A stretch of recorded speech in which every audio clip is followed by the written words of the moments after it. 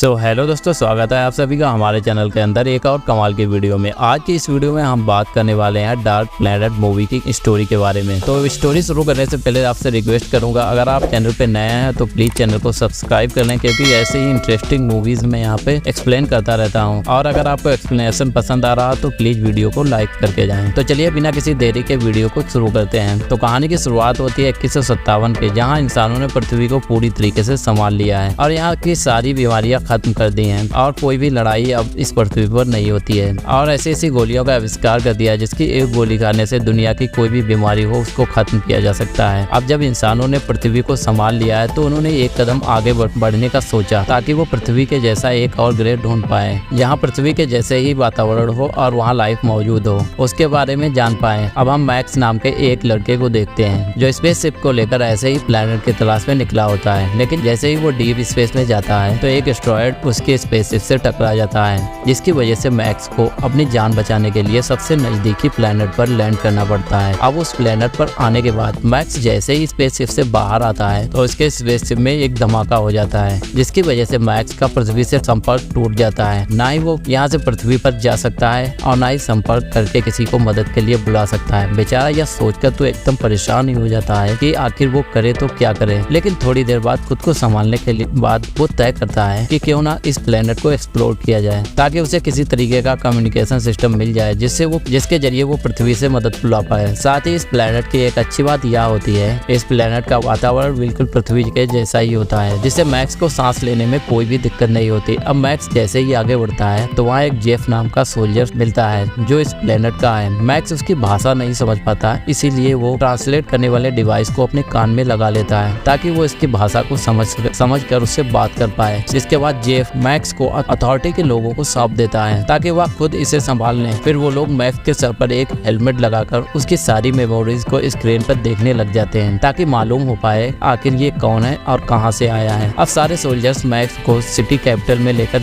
जाते हैं, जहां रास्ते से गुजरते वक्त मैक्स को इस प्लेनेट पर रहने वाले आम लोग भी दिखाई देते हैं, जो खाने पीने की चीजों के लिए एक दूसरे से लड़ रहे होते हैं। और आसपास का पूरा माहौल देखकर ऐसा प्रतीत होता है कि यहाँ के लोग आजादी के लिए लड़ रहे हैं। तभी आगे बढ़ते हुए मैक्स की नजर एक टावर पर पड़ती है। इस टावर को लेकर यहाँ के लोगों का मानना है ये उन्हें दुश्मनों से बचाता है। लेकिन तभी अचानक उस टावर में विस्फोट हो जाता है, जिसका मलबा मैक्स और उसके साथी जितने भी लोग वहाँ पे मौजूद होते हैं उन पर गिर जाता है। इससे कई लोग मारे भी जाते हैं। लेकिन जिस टैंक में मैक्स मौजूद था उसमें जेम्स नाम का एक सोल्जर भी शामिल था, इसलिए मैक्स जैसे तैसे टैंक से बाहर निकलकर दूर आ जाता है, जिससे दोनों की जान बच जाती है। तब जेम्स मैक्स को बताता है कि ये हमारे दुश्मनों का काम है, वो हमेशा इस टावर को बर्बाद करना चाहते थे, जिसमें आज वो कामयाब भी हो गए। अब पता नहीं उनका अगला कदम क्या होगा। अब ये सुनकर मैक्स भी हैरान हो जाता है कि यहाँ भी लड़ाई अभी खत्म नहीं हुई। इस दूसरी तरफ स्पेशल रिसर्च डिपार्टमेंट का हेड, जिसका नाम नोमेड है, वो अपने एक साथी फ्रैंक से कहता है कि मैक्स जहाँ कहीं भी हो उसे ढूंढकर मेरे पास लेकर आ जाओ,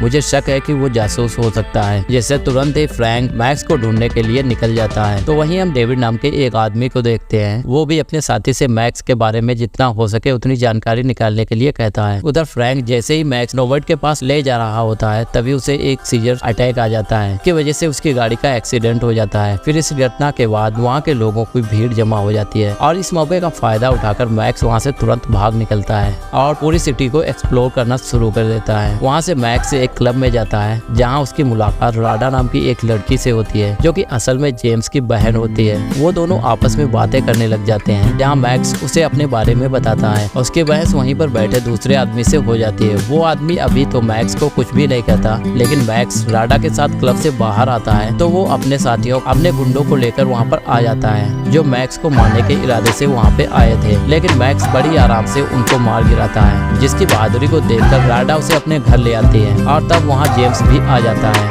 अब फ्रैंक उनसे इस प्लैनेट के बारे में पूछता है, जिस पर वो दोनों बताते हैं कि हमें इस प्लैनेट के अलावा दूसरी किसी भी जगह जानकारी भेजने या निकालने की अनुमति नहीं है। हम जिस सिटी में रहते हैं उसे एक अथॉरिटी चलाती है, जिसका लीडर टॉम नाम का एक आदमी है। उसी ने हम सबके प्रोटेक्शन के लिए सिटी में टावर लगाए हैं, लेकिन बाकी सिटी की अथॉरिटी चाहती है कि सारी सिटी एक साथ होकर काम करें, लेकिन हमारी सिटी ऐसा नहीं चाहती। इसीलिए बाकी सिटी जितनी भी है वो हमारा दुश्मन है, जो हम पर हमला करती रहती है और हमें पूरी तरह से बर्बाद करना करना चाहती है। यह जानकर मैक्स हैरान हो जाता है। इसके बाद वो जेम्स को भी सोल्जर की ट्रेनिंग देना शुरू कर देता है ताकि वो दुश्मनों को खुद से प्रोटेक्ट कर पाए। साथ ही राडा और मैक्स धीरे धीरे एक दूसरे को पसंद करने लगते हैं। अब कैप्टन के कहने पर मैक्स और जेम्स के साथ बाकी कुछ सोल्जर्स को एक मिशन पर भेजा जाता है। उस मिशन के अनुसार उन्हें कुछ रेबल्स को पकड़ना होता है जिन पर अथॉरिटी को शक होता है, शायद उन्होंने टावर में विस्फोट करने में दुश्मनों का साथ दिया है। अब मैक्स जब उन रेबल्स के पास जाता है तो वो उसे सारे नॉर्मल इंसान दिखाई देते हैं जिन्हें बस अपने परिवार के साथ शांति से रहना पसंद है। तो आखिर ये लोग रेबल कैसे हो सकते हैं, या उसके दिमाग में आ रहा होता है। लेकिन तभी उन्हें पकड़कर अथॉरिटी के पास सौंप दिया जाता है, जहाँ उन्हें बहुत बुरी तरीके से मारकर पूछा जाता है कि तुमने टावर को उड़ाने में दुश्मन की मदद की थी। जिस पर वो लोग इतनी तकलीफ सहने के बाद भी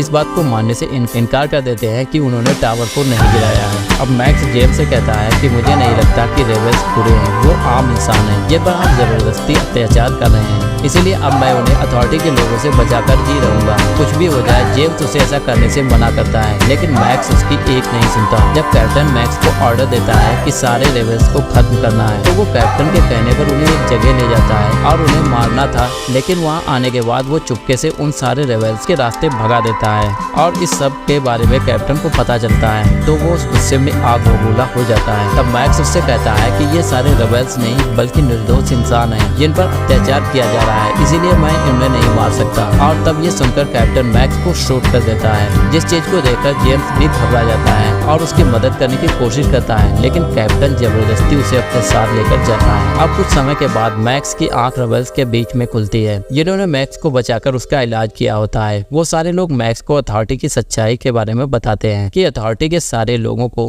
पूरे शहर के लोगों को कंट्रोल में ले रखा है। तुमने जिस टावर को देखा था वही टावर जो सिटी के लोगों को दुश्मनों से बचाता है, वो असल में हमें दुश्मनों से बचाता नहीं बल्कि ऐसा रेडिएशन छोड़ता है जिससे सारे लोग रेडिएशन के कंट्रोल में आ जाते हैं। और एक बार कोई इंसान रेडिएशन के कंट्रोल में आ जाए वही बात कहेगा जो अथॉरिटी उससे कहेगी। वो इंसान अथॉरिटी के कठपुतली बनकर रह जाता है। लेकिन हाँ, कुछ ऐसे लोग भी मौजूद हैं जिन पर रेडिएशन का कोई भी असर नहीं होता और जब रेडिएशन की वेव उस इंसान से गुजरती है उसे सीजर अटैक आता है और इसी अटैक की वजह से अथॉरिटी को मालूम पड़ जाता है कि इन लोगों पर रेडिएशन का असर नहीं हो रहा है। इसीलिए वो उन लोगों को रेबल बताकर उन्हें मारने का ऑर्डर दे देते हैं ताकि सारे रेबल्स मिलकर अथॉरिटी के खिलाफ ना हो जाएं। और लगता है तुम्हारे अंदर भी वो खास बात है, तभी तुम्हारे ऊपर रेडिएशन का कोई भी असर नहीं हो रहा है। यह सुनकर मैक्स हैरान हो जाता है और यह तय करता है कि वो किसी भी तरीके से अथॉरिटी की सच लोगों तक पहुंचा कर रहेगा। मैक्स सभी से कहता है मेरी बात सुनो, हमें इन सारे टावर्स को उड़ा देना चाहिए ताकि सारे अथॉरिटी के कंट्रोल से बाहर हो जाएं। इस पर सारे लोग मान जाते हैं। तो मैक्स उनकी टीम को लीड करते हुए एक टावर के पास जाता है। जाने के बाद वो सारे सोल्जर्स को मारना शुरू कर देते हैं, इसीलिए सोल्जर्स भी उन पर हमला कर देते हैं जिसमें कई सारे मैक्स के साथी भी मारे जाते हैं। लेकिन तब मैक्स उस टावर में बॉम्ब लगाकर उसे उड़ाने में कामयाब हो जाता है, लेकिन उसके कई साथी मारे भी जा चुके होते हैं तो उसे इस बात का बहुत दुख भी होता है। अब मैक्स वहाँ से जेम्स के पास आता है जिसे देखकर वो हैरान भी हो जाता है और खुश भी। फिर मैक्स उसे टावर की सच्चाई बताता है, लेकिन जेम्स इस बात पर भरोसा नहीं करता कि अथॉरिटी ऐसा कर सकती है। उसे यकीन होता ही नहीं कि टावर उनकी रक्षा नहीं बल्कि उन्हें कठपुतली बनाने में मदद कर रहे हैं। वो इसीलिए क्योंकि जेम्स ने अपना पूरा बचपन यहीं पर गुजारा था। लेकिन इसी बीच वहाँ पर सोल्जर्स आ जाते हैं और उन पर हमला कर देते हैं जो वहाँ पर उन्हें पकड़ने के इरादे से आए थे,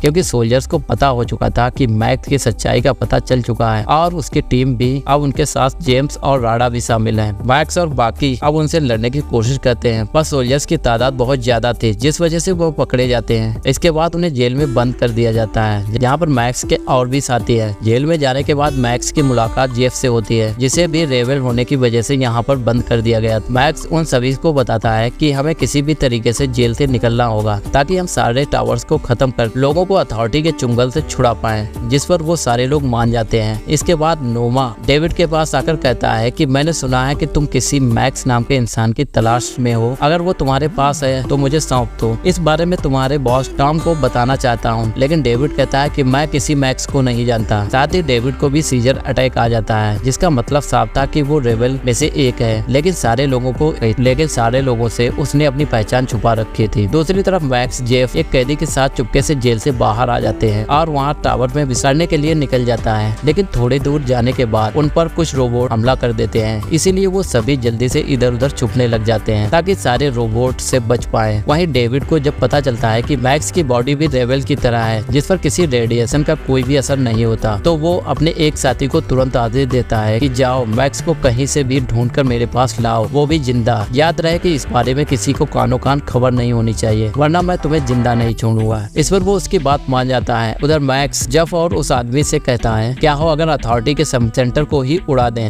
जहाँ से वो सारे टावर्स को कंट्रोल करते हैं, मतलब जहाँ से सारे टावर्स को पावर मिलते हैं। इससे होगा ये कि सारे टावर्स एक साथ बंद हो जाएंगे। लेकिन जेफ कहता है कि ऐसा पॉसिबल नहीं है, टावर को बहुत अलग तरह से डिजाइन किया गया है जिसके बारे में कोई नहीं जानता कि वो ऑपरेट कैसे होते हैं और कहाँ से चलते हैं। यह सुनकर मैक इससे परेशान हो जाता है कि आखिर करे तो क्या करे। जेफ उन्हें आगे बताता है कि साउथ में कई लोग रहते हैं जिन पर रेडिएशन का कोई भी असर नहीं होता, लेकिन उनका हमारी सिटी से कोई भी लेना देना नहीं है, वो हमारी मदद भी नहीं करेंगे। तभी वहाँ पर एक ऑटोमेटिक टैंक आकर उन पर हमला शुरू कर देता है। मैक्स जैसे तैसे अपनी जान पर खेलकर टैंक में घुस जाता है और उसे ऑटोमेटिक कंट्रोल सिस्टम को बंद कर देता है। अब मैक्स अकेले उस टैंक को लेकर सिटी के बॉर्डर के पास जाता है ताकि वहाँ साउथ में उन लोगों से अपनी टीम में शामिल होने के लिए मना पाए। और बॉर्डर पर जाने के बाद सोल्जर मैक्स को रोक लेते हैं। उन्हीं में से मैक्स को जेम्स दिखाई देता है, इसलिए वो उसे अपने टैंक में डालकर सारे बैरिकेड्स तोड़कर बॉर्डर के बाहर आ जाता है। यहाँ रास्ते में वो फिर से जेम्स को यकीन दिलाने की कोशिश करता है कि सच में अथॉरिटी रेडिएशन से सभी लोगों को कंट्रोल कर रही है। तब जाकर जेम्स को इस बात पर यकीन होता है क्योंकि बॉर्डर क्रॉस करने के बाद उस पर रेडिएशन का असर कम हो गया था। इसकी वजह से वो एकदम गुस्सा हो जाता है कि आज तक हमारे साथ धोखा हुआ है। यह भी ठान लेता है कि अब अथॉरिटी को नहीं छोड़ूंगा। इस पर मैक्स उसे अपने प्लान के बारे में बताता है कि हम साउथ जा रहे हैं और लोगों की मदद मांगेंगे ताकि सारे टावर्स को खत्म कर पाएं। पर जेम्स भी उसकी मदद करने के लिए तैयार हो जाता है और इसी सीन के साथ ये मूवी यहीं पर खत्म हो जाती है। इसके आगे की कहानी दूसरे पार्ट में आएगी। दोस्तों आई होप इसका अगला पार्ट जल्द ही आएगा जिसका एक्सप्लेनेशन मैं चैनल पे अपलोड कर दूंगा, तो आप लोग प्लीज चैनल को सब्सक्राइब कर लें। तो मैं मिलूंगा आपको अगले वीडियो में, तब तक के लिए टेक केयर, बाय बाय।